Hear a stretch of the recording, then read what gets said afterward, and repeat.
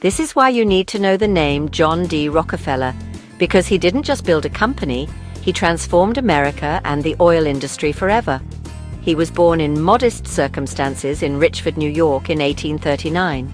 From an early age, he showed a remarkable talent for numbers and a deep sense of order. He was not a man given to grand pronouncements or flashy displays of wealth. Instead, he possessed a relentless drive and an unwavering focus that would come to define him. This quiet, methodical man would not just build a company, he would forge an industry, create a new model for American business, and in doing so, become the wealthiest man in modern history. His story is one of immense creation and equally immense controversy, a tale of how a single individual could shape the economic destiny of a nation. His journey began not with a sudden stroke of luck, but with careful, deliberate steps. In 1859, the first American oil well was drilled in Titusville, Pennsylvania, sparking a chaotic rush for black gold. While others gambled on striking oil, Rockefeller saw the real opportunity elsewhere. He understood that the drilling was a wild, unpredictable game. The true, lasting power lay in refining the crude oil into kerosene, the fuel that would soon light up American homes from coast to coast. With his partner, Maurice B. Clark, he opened his first refinery in Cleveland, Ohio in 1863. It was a calculated move, away from the chaos of the oil fields and into the controlled industrial process of turning raw material into a finished product. Cleveland was the perfect location for his burgeoning enterprise. The city was a nexus of railroads and waterways, offering critical transportation links to both the eastern markets and the western frontier. Rockefeller was meticulous. He obsessed over efficiency, famously remarking how he could account for every drop of oil. He reinvested his profits, constantly expanding his operations and improving his refining techniques. He squeezed value from every part of the process, even selling the byproducts of refining, like paraffin wax and petroleum jelly. This relentless pursuit of efficiency allowed him to lower his costs and, in turn, his prices, a strategy that would become a powerful weapon in the years to come. In 1870, Rockefeller took the most significant step of his career. He consolidated his various holdings and incorporated a new entity, the Standard Oil Company. The name itself was a promise, a declaration of a uniform, reliable quality in an industry rife with dangerous, inconsistent products. It was a brilliant piece of marketing, but it was also a statement of intent. He did not merely want to participate in the oil industry, he intended to dominate it. Standard Oil would become the vehicle for his grand vision, an organization that would grow with astonishing speed and ruthlessness, swallowing competitors and reshaping the very landscape of American capitalism. The growth of Standard Oil was unlike anything America had ever seen. Rockefeller employed a strategy that was both brilliant and brutal. He began systematically buying out his competitors in Cleveland, a campaign that became known as the Cleveland Massacre. He would approach a rival refiner with a stark choice sell to Standard Oil for a fair price, often in the form of stock, or face certain ruin. He could afford to make such threats because he had secured secret preferential rates from the railroads. By guaranteeing the massive, consistent shipments of oil, he negotiated rebates that gave him an insurmountable advantage. His competitors, paying higher freight costs, simply could not compete with Standard Oil's low prices. This method was devastatingly effective. Within a few short years, Rockefeller controlled nearly all the oil refineries in Cleveland. He then turned his sights to the rest of the nation, replicating his strategy in Pittsburgh, Philadelphia, New York, and beyond. He believed competition was wasteful, a sin against order and efficiency. His goal was to bring the entire industry under one management, to eliminate the chaos of the free market and replace it with a single guiding intelligence. By 1880, a mere decade after its founding, Standard Oil controlled an astonishing 90% of the oil refined in the United States. It was a monopoly in all but name, an industrial empire built with methodical precision. Rockefeller's genius extended beyond simply acquiring competitors.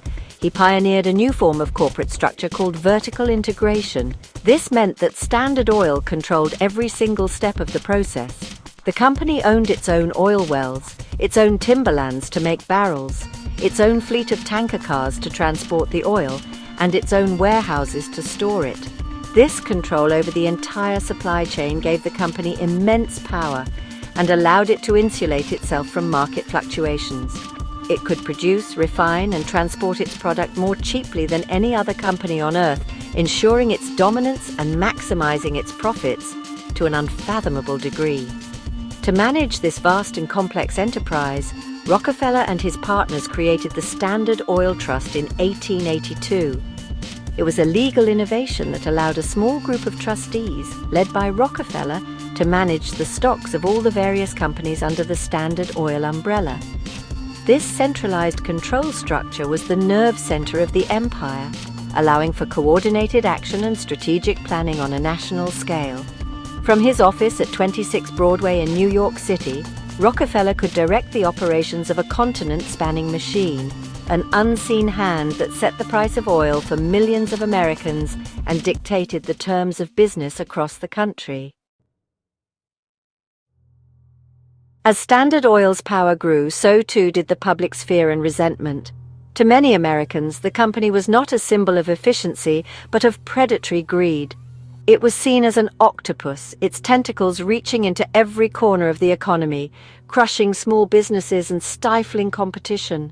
Muckraking journalists, most famously Ida Tarbell, whose own father had been driven out of business by Standard Oil, exposed the company's ruthless tactics to a shocked public. Her articles detailed the secret railroad rebates, the price wars designed to bankrupt rivals, and the sheer, overwhelming power of the trust. The narrative was set. Rockefeller was a robber baron, a monopolist who had built his fortune on the ruins of others. The political climate began to turn against the massive corporations that had come to dominate the Gilded Age. Public outcry demanded government action. Politicians, sensing the shift in popular opinion, began to speak out against the trusts. In 1890, Congress passed the Sherman Antitrust Act, a landmark piece of legislation designed to prohibit business practices that restrained trade and created monopolies. While the law was initially weak and difficult to enforce, it marked the beginning of a new era of government regulation. The era of unchecked corporate power was facing its first serious challenge, and Standard Oil was the primary target. The legal battles against Standard Oil were long and arduous. The state of Ohio successfully dissolved the original Standard Oil Trust in 1892, but Rockefeller's lawyers simply reorganized the empire as a holding company in New Jersey, which had more lenient corporate laws. The fight, however, was far from over. Under President Theodore Roosevelt, a leader who styled himself as a trust buster, the federal government intensified its efforts. In 1906, the government filed a massive lawsuit against Standard Oil, accusing it of violating the Sherman Antitrust Act. The case was a national spectacle, a showdown between the most powerful corporation in the world and the United States government. Finally, in 1911, the United States Supreme Court delivered its historic verdict. The court ruled that Standard Oil was an illegal monopoly and ordered its dissolution. The great empire that Rockefeller had spent a lifetime building was to be broken apart. The court mandated that Standard Oil be dismantled into 34 separate independent companies. Among them were firms that would become household names in their own right, like Exxon, Mobil, and Chevron. While the breakup was intended to restore competition, it had an ironic consequence for Rockefeller. As the owner of a large portion of stock in each new company, his personal wealth skyrocketed, making him the world's first billionaire. By the time the Supreme Court broke up his company, John D. Rockefeller had long since retired from its daily operations. Having stepped away in 1897, he turned his formidable focus and systematic mind to a new challenge: philanthropy. He approached giving away his fortune with the same methodical precision he had used to build it. He did not simply write checks. He sought to create institutions that could address the root causes of social problems. He believed in a scientific approach to charity, investing in projects that could produce lasting, scalable results for the betterment of humankind. His goal was to use his immense wealth to sow the seeds of progress for future generations. His philanthropic endeavors were vast and transformative. He founded the University of Chicago, transforming it into a world-class institution of higher learning. He established the Rockefeller Institute for Medical Research, now Rockefeller University, in New York City, which became a pioneering center for biomedical science and was responsible for numerous medical breakthroughs. He understood that advancements in health and education were critical to human progress. Through the Rockefeller Foundation, created in 1913, he funded public health initiatives around the globe, launching campaigns that helped to eradicate diseases like hookworm and yellow fever, saving countless lives. This second act of his life profoundly reshaped his public image. The man once vilified as a ruthless monopolist was now celebrated as a great benefactor of humanity. He spent the last 4 decades of his life overseeing his philanthropic empire, giving away over $540 million, an unprecedented sum at the time. He funded everything from education for African Americans in the South to the preservation of national parks. It was a legacy of giving on a scale the world had never before witnessed, establishing a new model for large-scale, strategic philanthropy that would influence generations of philanthropists to come. John D. Rockefeller's legacy remains complex and deeply woven into the fabric of America.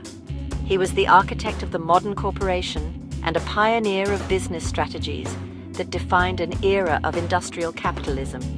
At the same time, the controversy surrounding his methods led directly to the landmark antitrust laws that continue to shape our economy today. His life is a story of 2 distinct halves. The first, a relentless and often ruthless accumulation of wealth. The second, an equally ambitious and systematic distribution of that wealth for the public good. He remains a towering figure, a testament to the profound and enduring impact one individual can have on the worlds of both commerce and charity.